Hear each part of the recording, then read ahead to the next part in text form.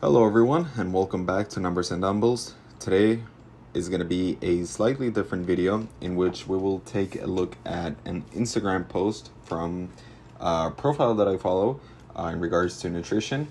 And this post talks about body composition and overeating. So I think a lot of individuals are going to find it helpful for their body composition goals and anything else that may be associated with that. So let's go straight into it. So this is the profile in question, anti-diet dietitian. She's part of Team BioLane from Lane Norton. I follow that guy. He's amazing. He has a lot of useful information in regards to diet and training. Natural athlete. I think he has probably a peak natural physique, so it would be very interesting to follow his advice in the long term. So this is a posting question. If you overeat, do it with protein. So let's dive right in. So what do I mean by overeating? It just means consuming more calories than what your body burns in one day. This could be in a weekly basis, but it's the same thing. In summary, overeating carbs versus fats, there were no meaningful differences in body composition variables between overfeeding in both of these diets. So protein, this is where protein comes into play. 7 studies determined that consuming 5.5 times the recommended daily allowance of protein, 4.4 grams per kilogram per day, had no effect on body composition variables despite eating an additional 800 kilocalories per day. So 4.4 grams per kilogram, if you have to multiply that by your body weight in kilograms to get the actual amount. If I do that, 4.4 times 85, I think it's close to 370 grams of protein, which that would be for me. And it says it had no effect on body composition variables. So 800 kilocalories over maintenance does not mean that you're not going to gain weight. You are going to gain weight. However, it means that the body composition is more favorable. So the main takeaways: high carb versus high fat intake over maintenance, no difference in body composition. However, dietary protein appears to have a protective effect against fat gain even in surplus of calories, especially when combined with resistance training. The higher protein diet was shown to be superior to lower protein diet for increasing fat-free mass. So that is the important takeaway. When it comes to body composition, you can have lean body mass, pure contracted tissue, fat mass, fat-free mass, skeletal muscle mass. So in this case, consuming more protein than your maintenance will increase your fat-free mass.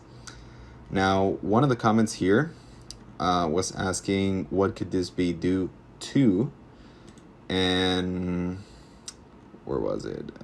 Okay, here it was. Have a look at the high protein diet section of this text.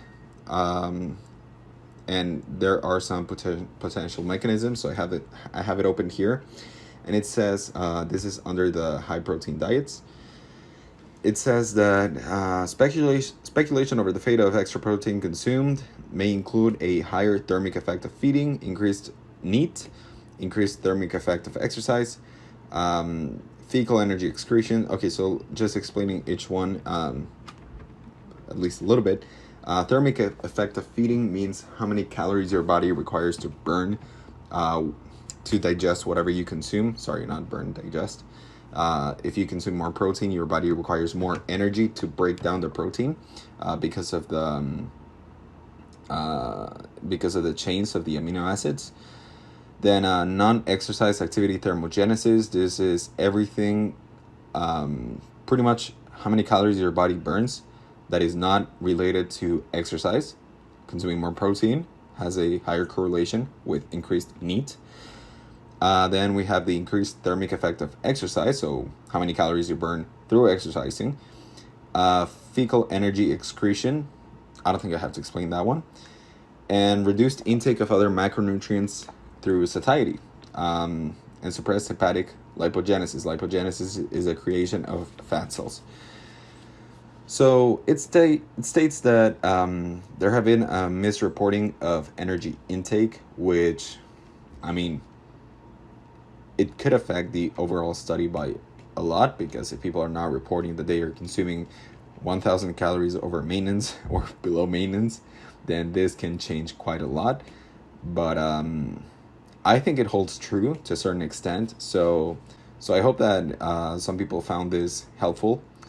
If you're gonna overeat on protein, can of tuna, some meats, turkey breast, chicken breast, anything that is very high, or at least from a macronutrient perspective, that is mostly protein. And that way your body composition is not going to be negative, because if you overconsume on carbs like bread, or fats like oils or nuts, then you will most probably gain more fat mass over fat-free mass, and we don't want that. I think nobody wants that. So that is going to be it for this video. Thank you guys. I think this was incredibly interesting, and we'll see what else comes up. So have a nice day, and thanks for watching. Like, subscribe, and see you guys soon.